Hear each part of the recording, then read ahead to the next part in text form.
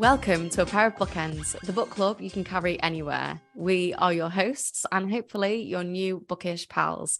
I'm Hannah MacDonald. And I'm Lydia Clare.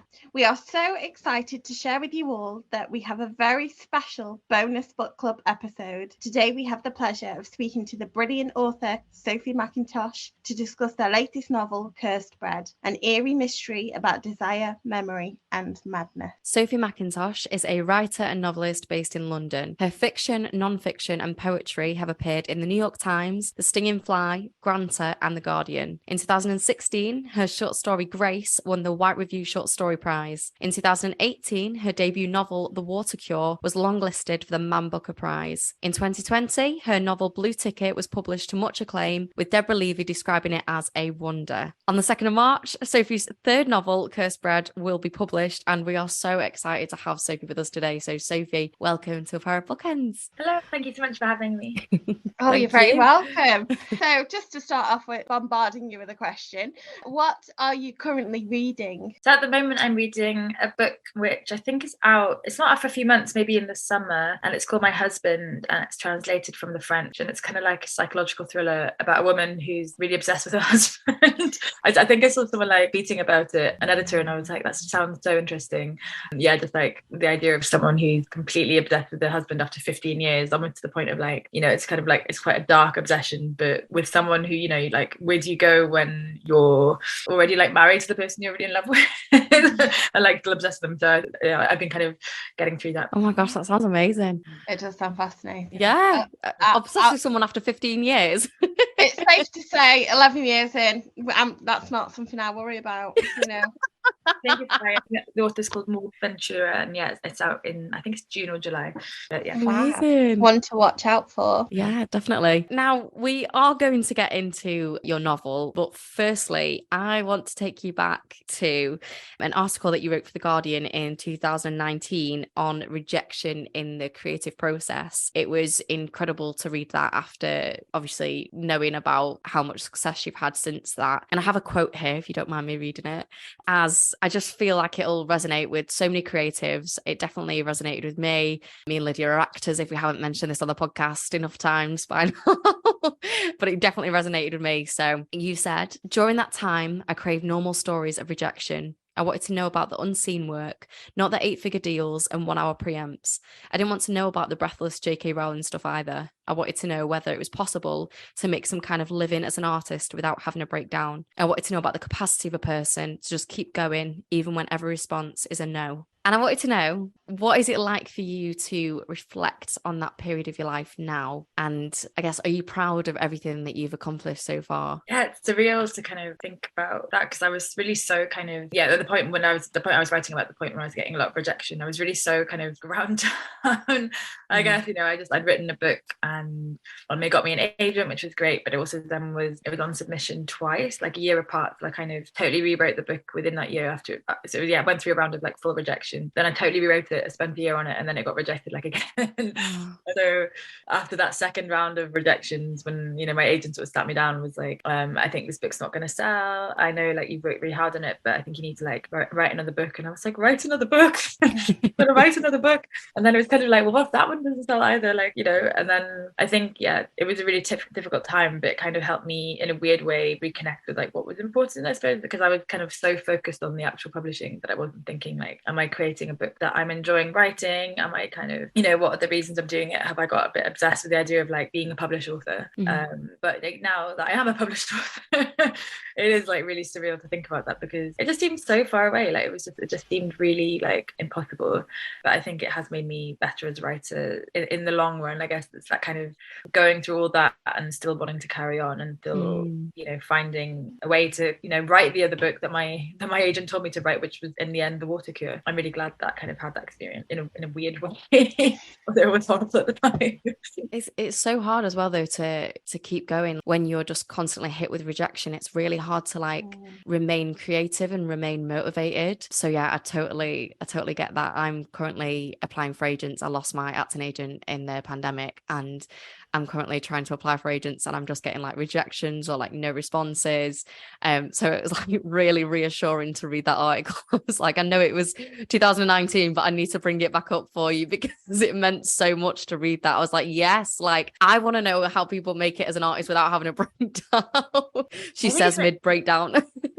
Honestly, like I think it's so important to talk about because like you say, like, there is so much like focus I think in the industry about the people who, you know, like 12 agents wanted them, or you know, they sold their book at a massive auction, and it's like actually like it's so much more, it's so much quieter generally. I think, you know, my agent, we've worked together for like 10 years now, and I think she was the only one who offered me representation, and turned out like, you know, she was the absolute best fit. So kind of it does only take one, and people kept saying that to me the whole time. They were like, you know, you just need like one yes, and I was like, oh, I would love any yes right now. But then the water cure was sold in was it 7? I don't know how you describe it. Something like 7 publishers wanted it, or is it like a bidding war sort of thing? Is that what you call it? Yeah, it was a 7-way auction. So that's the one. Yeah, one editor kind of wants it, and then they bid against each other. And yeah, that was a very weird week. Well, I can imagine. But I mean, after having, you know, all that rejection with the first book that you wrote, and then having that, like, that's just like a total contrast, isn't it? I mean, I think when we went on submission, I was just like having a panic attack basically, and I was like, it's not gonna happen again. I've been through this before. And I think there was a couple of days we didn't hear anything, maybe even like a week or something, and I was like, oh no, it's happening again. And I was just like, we had this massive event on at work, and I just remember like going into the office and kind of sitting on my desk and freaking out really quietly. And then I had to go like to a meeting across town, and I got off the tube, and my agent was like, ring me right now. And I was and then it all kind of got a bit more better from there. I love that. Honestly, it's so fascinating as well, because we have a lot of debut authors on, we speak to a lot of writers, and it seems very universal, the theme of like dealing with rejection and how difficult that can be, and also about success and what success means to different people. I think a lot of times we put ourselves under pressure to reach a certain level of success that maybe is perhaps not what we want creatively from something. Really interesting, because I think a lot of success can kind of put you under so much pressure, and you know, you start kind of second guessing yourself, or feeling that you kind of need to write a certain thing. And again, it's like it sounds so cheesy, but like just kind of trying to like just hang on to like what I actually like about writing, and kind of why I did it in the first place, rather than it become this like horrible chore that I'm like, you know, all the fun is sucked out of it, because I'm like, it's my favorite thing in the world. I don't want to ruin that for myself. No, definitely not. How did you keep it from becoming a chore? Like, how did you do that when you were going through all that rejection? I think I kind of just tried to, as much as I could, like I kept trying to be kind to myself, and I kind of tried to keep it like, I don't know, little treats essentially. I'm a big like little treat person. I think some people, I'm very motivated by a treat as opposed to kind of motivated by like punishing myself. Yeah. So I was like, okay, on the weekend, you know, this is my time to write. I've been at the office all week. I'm gonna go to a nice little coffee shop. I'm gonna get a little breakfast. I'm gonna sit here, you know, like kind of like framing it as like, with my time, me and my words. I like, it's my chance to make it as good as possible, like for me, not for anyone else, and kind of just trying to hold on to that and not like just completely freak myself out basically. Well, I'm very glad that you didn't freak yourself out and that you kept writing, because I have to say Cursed Bread is just phenomenal. Thank you so much. Sophie's like, okay, calm down, but I can't. So moving on to the book itself, I think I can speak for both Hannah and I that we thoroughly loved every page. It was such a brilliant and unique little book. So without giving too much away, because it's very hard with this not to give too much away, but there is kind of an underlying feeling of like mysteriousness and tension throughout the novel. It kind of makes you feel a bit off kilter, like you never quite know where you stand at all. What was it like to plot and plan how much to give away about the mysterious happenings in the village, and about how you wanted to reveal things eventually? Being very vague here. I knew, like, because the story was obviously the true story was the first thing that kind of grabbed me. Like when I read about it, I was like, this is incredible. Well, not incredible, I mean, like it's a tragedy, but the story itself is just so kind of strange. And I thought, like, you know, it would make a good story. But I think because, you know, it is like such a tragic story as well, I didn't almost want to like just retell it. I kind of, the more I kept kind of returning to it, the more I was just kind of interested more in the people behind the event, or kind of who, you know, the complete completely fictional, by the way, but like, you know, the idea of like, just I guess the concept of a town that would kind of have such an event happen to it, the concept of a town where suddenly everyone's hallucinating, how sort of strange that felt, and what possibilities could be there for like a story with that as the backdrop. I think because there's another author, Barbara Cummings, who I didn't actually read the story before writing Ghost Bread. I actually kind of read it after, but she wrote a story, she wrote a novel based on the poisoning too, and like she set it in an English town, and again it's like super kind of loosely based on it, and that kind of sense of a town completely changing overnight and nothing being real was the thing that kind of really grabbed me. And then the story kind of went from there. But I think I did think about kind of writing a more traditional retelling, but one of the things as well, I couldn't actually get to France because I was writing it in lockdown. I started it like January 2020, and I had like massive plans to go like research the area and like kind of properly like learn loads about it. And suddenly I was like, I'm literally in my spare room, the same room I'm in now, and all I can do is like go on Wikipedia basically and just like read around it. And I think in that kind of context as well, it became like quite a different book to, I guess, what it could have been. I am in fear of sounding totally stupid. I did, obviously you've got the author's note at the end which references the real story of the poisonings, but the novel, like the story itself, didn't seem to be any sort of explicit sharing of time and location. Was this something that you consciously did, or have I just totally misread the book? Because now I'm worried.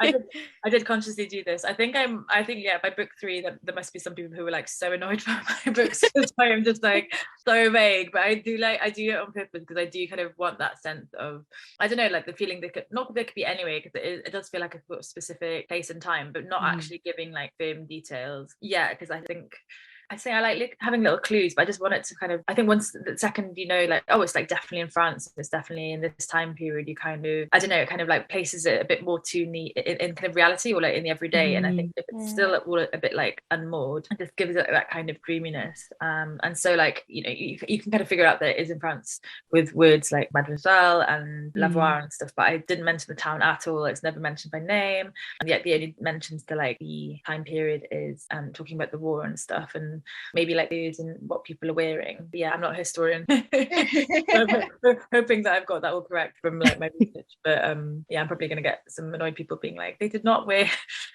cotton, or you know what I mean, they did not wear this in 1951.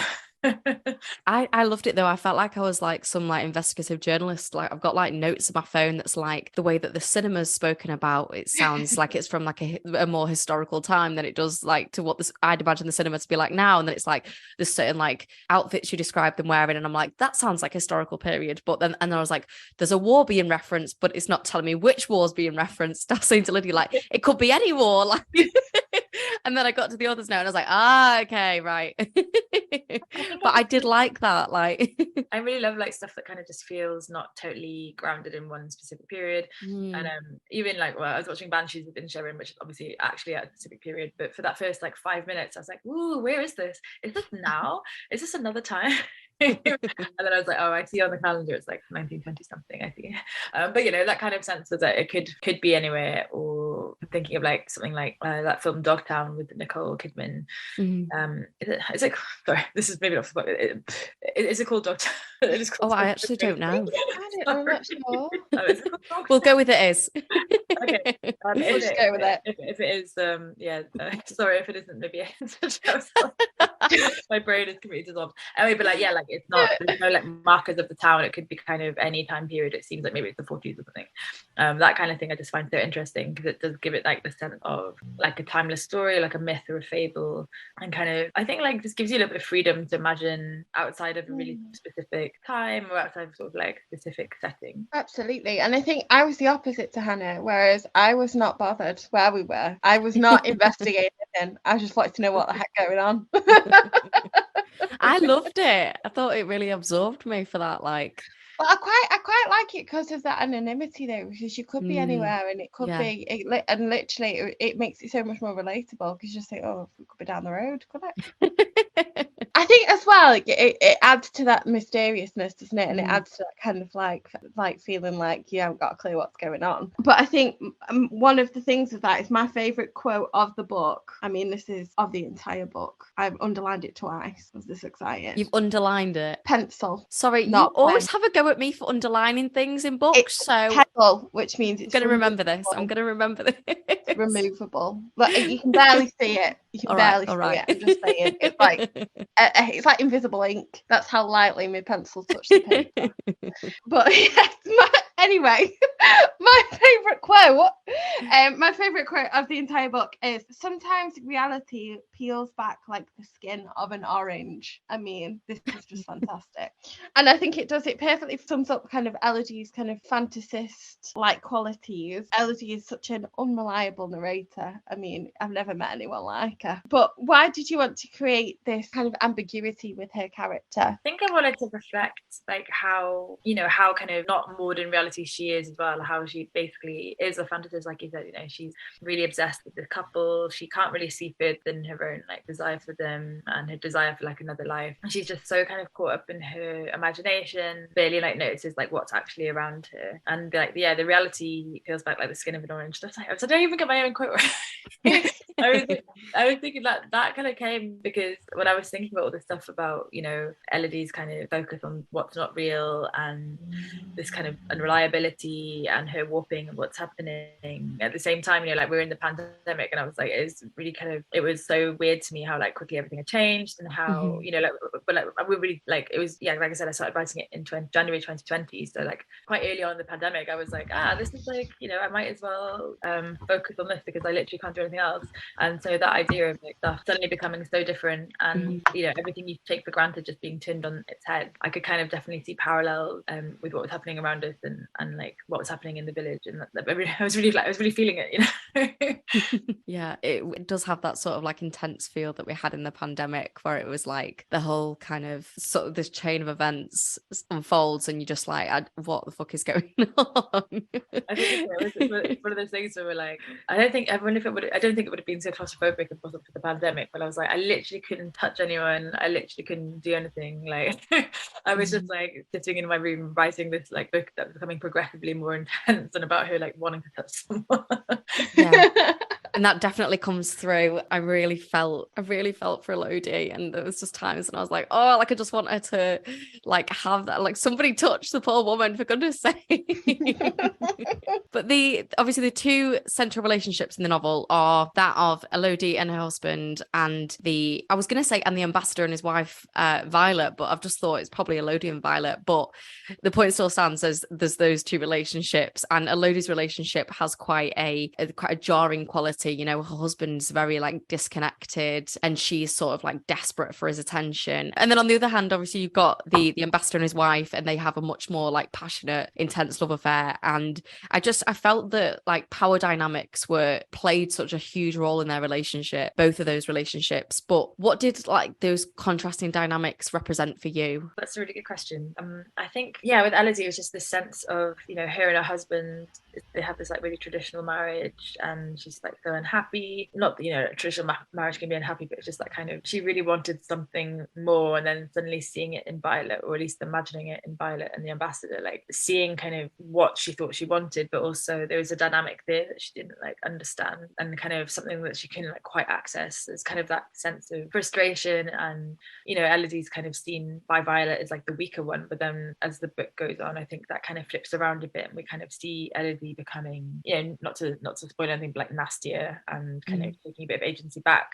So interested in kind of, I guess, like the dynamics of the marriages, but also the dynamics between the women, and kind of how all the dynamics kind of change throughout the book as well. Like sometimes the ambassador wants to get on the side of the husband, and him and Elodie's relationship develops too. And again, it's like things happening in, like, I think in a small town where there's so much gossip and kind of you don't really have that much choice about who you hang out with. But you're from a small town as well, aren't you? You're from Wales. Yeah, I'm from a town in in South Wales. Do you feel that impacted the way you wrote this sort of small town vibe at all? Maybe. I think it's just everyone kind of knows everyone's business. I mean, I haven't actually lived there for like 9 years, but I remember that sense of kind of knowing what was going on all the time, and like gossip and stuff.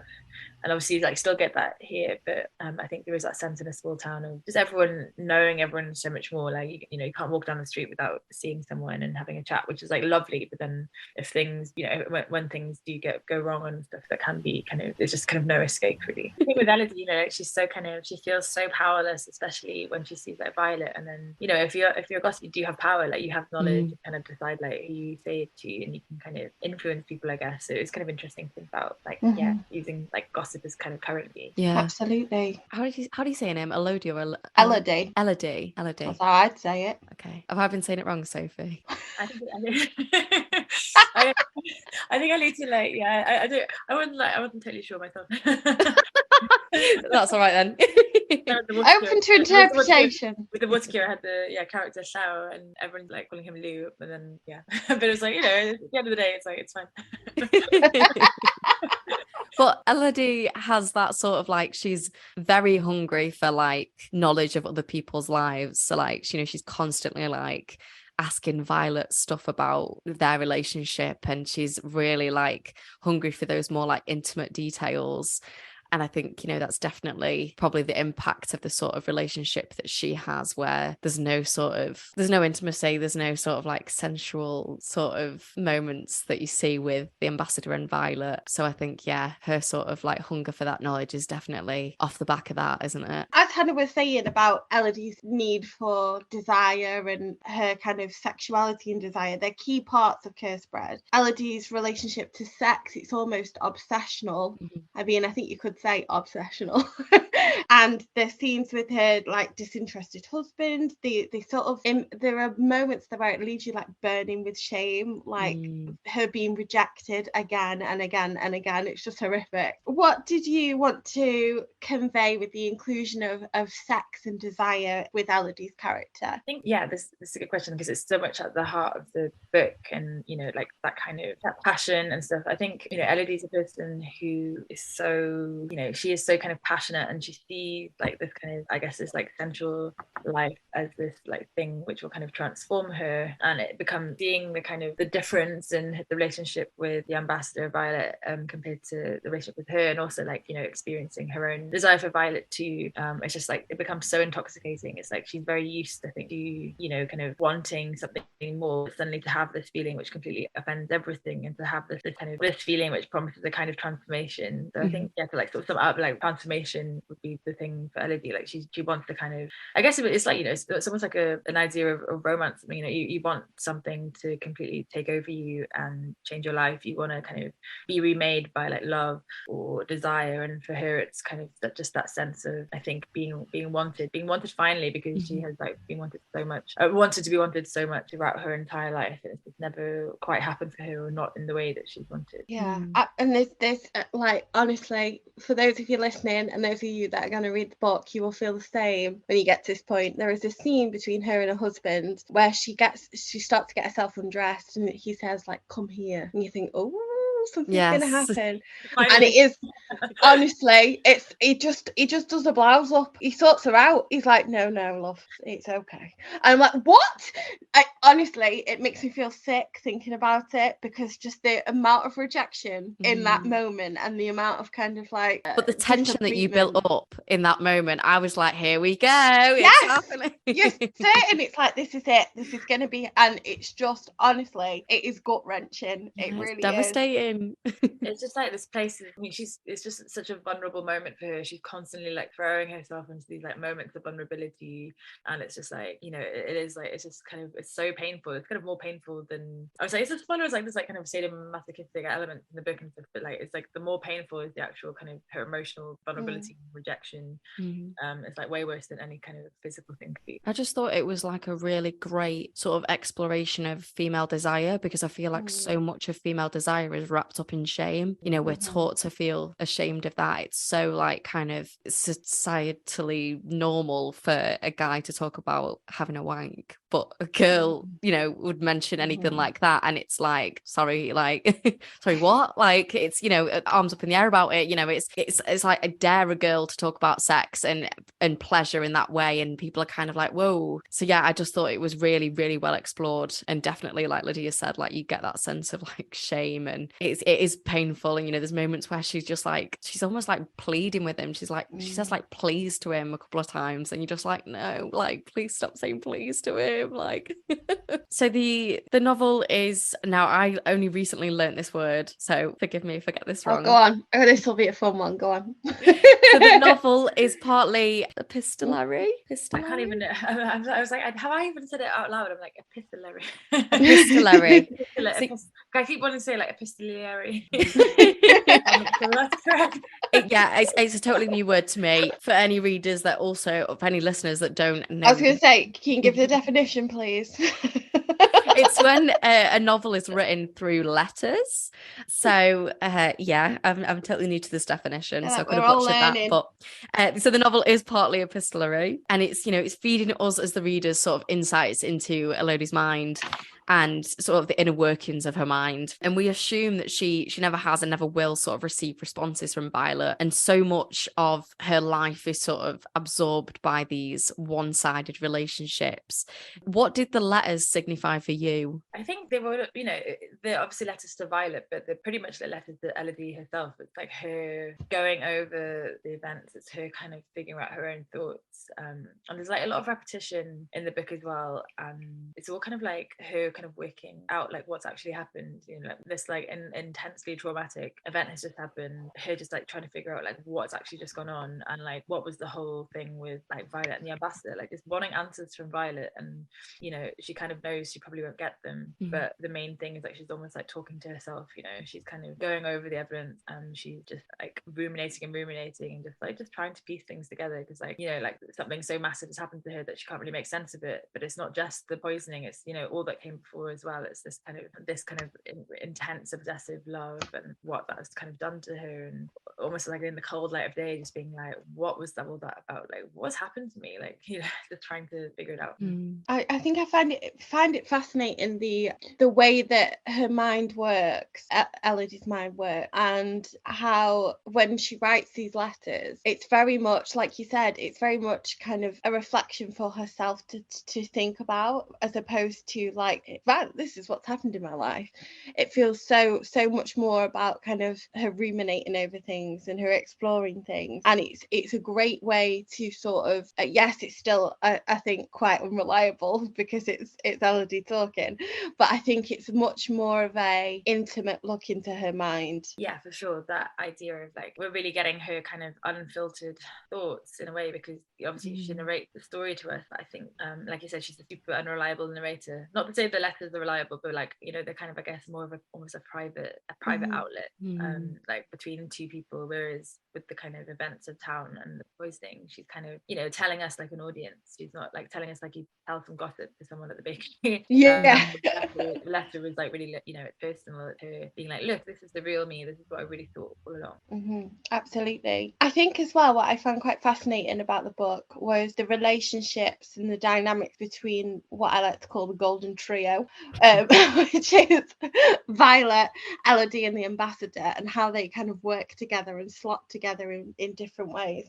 I thought a dynamic it was very complex, but it was fascinating. What did you have in mind when creating the characters and their relationships to each other? What did you want to kind of demonstrate with those? I think I wanted to think about I guess like how, well, the different ways like kind of a couple, or the different ways like a kind of love triangle can manifest almost, you know, like the dynamic between them, because, you know, there's times when, you know, none of them really have the whole picture. No one really has the whole picture of like what's going on with any of them. Like Elodie doesn't know what's going on with the ambassador, and Violet doesn't necessarily know everything that's going on with like Elodie and the ambassador. Yeah, like there's kind of the sense of kind of not knowing and not really being able to know properly ever the person that you love or you want, and even if you're like married to them. And I guess they're sort of so kind of toxic really, even in the close friendship between the women. And and that's kind of like the relationship, I guess, that like no one kind of really figures out, because it is so kind of close and obsessive, and probably something the ambassador didn't really think about. But yeah, I think just that idea of like unknowability and how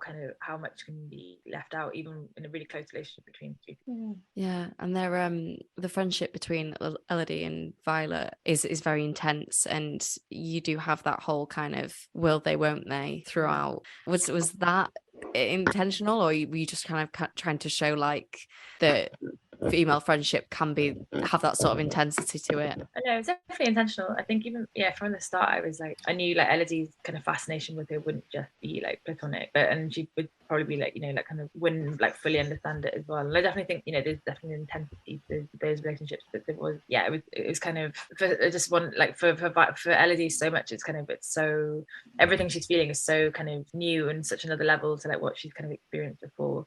For both of them, that kind of like terrifying intensity. And I think what I mean, not to call myself a bit obsessional, but I am slightly, but I find that I mean, Hannah, I promise I'm not coming after you, but I do find that female friendships do have an extra layer of intensity, and I do think that there's an intimacy in a female friendship that I wouldn't have with my friends who are male. And I loved that the way that was kind of almost made it feel a little bit duplicitous, because at some points I was like, well, this does feel like a relationship that I would have, yes, it's a bit intense, yes, it's tactile, but then there was also this second layer of kind of, but this is too much, this is too far, and I love that kind of breaking of those boundaries, without confessing that I'm a bit dodge. Yeah, I think you're spot on with the idea of like that intensity and that kind of like the thing is that I don't think like intimacy is toxic anyway. I think you can have like super healthy intense relationships and stuff, but that idea of like, I guess like night, like what's kind of the purpose between it, like night, it's not like, it was never kind of this sweet nice close friendship from the start that was healthy. It was always like Violet wanting something, no sorry, wrong one. It was always Elodie like wanting something, and also kind of well actually like Violet wanting something in her own way as well, like just it wasn't kind of in a friendship that came from somewhere like super pure or anything. It came from like envy and kind of loneliness, I guess, and desire. And I mean your style in itself is, I would say, like pretty distinctive, and I read a really great review in The Guardian. I think it was, is it Joe Hamya, yes, did a great review of Curse Bread, and she was also talking about like your style and how like, I think she described it as like you can definitely reference something as Mackintoshian now. I think that's what she said, which I love. I was like, okay, is this a new phrase we're learning? But, and I mean, obviously like your style seems quite like interested in like gender politics, which it's like, that's like catnip, if it's in a book for me, I'm like, I'm there. But where do you sort of draw inspiration from? I was like, my life. No, I'm not having these super intense relationships. I think I'm, well, I mean, sometimes, but I think I am kind of interested in, not necessarily like in kind of gender politics as a concept and stuff, but I think it's like people politics and kind of how in intimacy I'm really interested, and how kind of intimacy and desire collide, and like like just wanting to really know someone, wanting to be close to them, and wanting to kind of know yourself, and it sounds like a bit cheesy, but like the kind of entire for humanity to kind of like get this bigger understanding. And just I think I'm just totally fascinated by people, and I love meeting people. I love kind of figuring out I love like kind of the dynamics between people, and how intimacy can be this incredible like force for good, and it can also be this like terrifying like wounding thing. It's like sight of vulnerability, but also a sight of like so much like growth and like happiness too. So that is kind of something I kind of return to a lot, just thinking about how these dynamics can manifest in like different situations. Love that. I also listened earlier to to is it the Sunday Salon podcast, which I don't think they've actually released an episode since like March last year. And I'm gutted because I immediately enjoyed this podcast after listening to this episode. And I'm like, oh, like I'm going to listen to the back catalogue, but there's going to be no new ones. So I'm going to be very sad when I get to the end of listening to those. But you did a great episode on that. And you were talking about how you would say you're quite a visual writer. Now that made me curious because I'm like, well, what kind of imagery was coming to mind when you were writing Cursed Bread? I think a lot of like very kind of pastoral, you call it, very like wholesome, autumnal. When I think of it in my head, I'm like, I see the town. And also, I don't know if you've seen the American cover for Cursed Bread. It's out in April, but like there's a really beautiful like still life on the front. It's like a bottle and a loaf. Those kind of like really still, intimate sort of still lives. Or something I was kind of thinking about a lot, that kind of muted palette. It's funny because like, in my head it's like it's kind of hard almost to like I'll tell you put it in words, but I did have like a really strong sort of sense of what the town looked like, and almost like a kind of sepia to, is it sepia or sepia? We're not doing well tonight, are we, with our pronunciations at all? You know what, I get them all the time, and like my boyfriend is always like, if you know too many words you forget how to pronounce. I'm like, thanks babe. You can write them. In my head it was like, like when you write like a map or something in primary school and you like stain it with tea, and it's just like you make something old, you make something kind of more unreal, then it seems like more kind of beautiful than it is. That was the kind of like, that's the kind of rambling answer. No, I love that. I did think from time to time, like I was curious if, because obviously prior to reading it, I didn't know that it was sort of referencing something that had happened historically. And, at times I was thinking, is this historical or is this some kind of like dystopian, weird, like dystopian town? And I think, I could definitely visualize like what this town looked like for me. And I was like, this is either it's going to go one of two ways. It's either this very strange dystopian town or it's actually from a historical town. So yeah, I definitely got a sense of that. And I am also very obsessed. Now our listeners aren't going to be able to see this, but I'm so obsessed with this cover. It's just like the best thing ever. And I love that there's sort of like a new wave of like book covers of like women lay in sort of precarious like positions. And I love it. Did you have any sort of say on what you wanted for the covers, or is that something that like there's a design team that sort of takes care of that and you don't give them the ideas? Like, do they just come back to you with it? How does it work? Yeah, it's kind of all the design team. I don't really have input.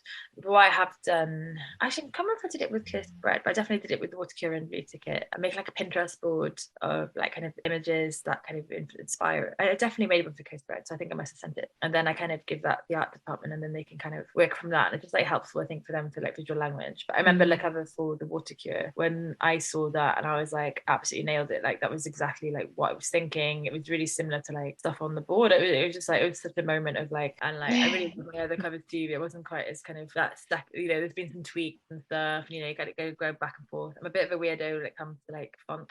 Like I really like love a specific font.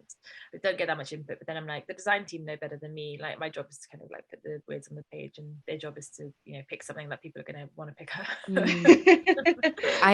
It's a job you do very well. Yes, it is. But also they've done a cracking job of this book cover, because I am very much drawn in by book covers. So if I'd have seen this in a shop with no prior knowledge, like I would have straight up gone for it. Hannah, you're just any woman lying down in a weird position. That's it. Taking it home. So finally, Sophie, before we let you go, because it has been an absolute pleasure speaking to you today, I'm sure that this novel is going to be absolutely just fantastically well received.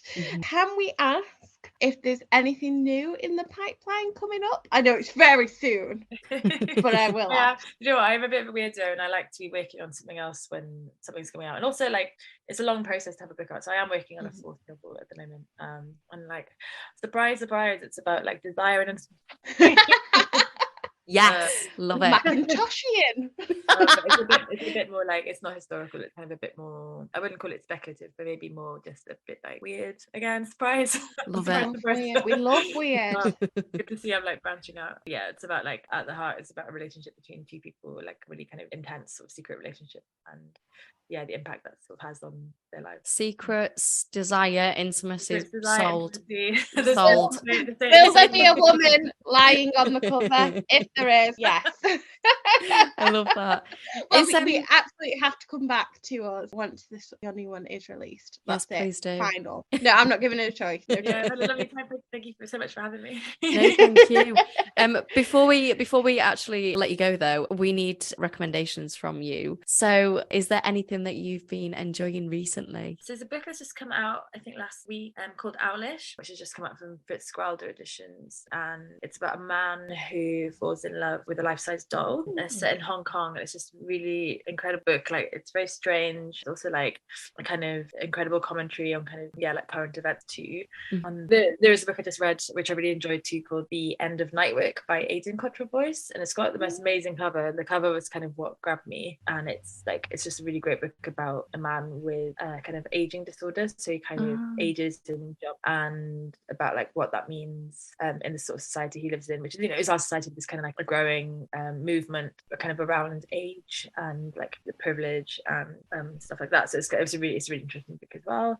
Those are kind of my two main recommendations. Amazing. I am especially intrigued by Owlish. Really that sounds like a bit of me.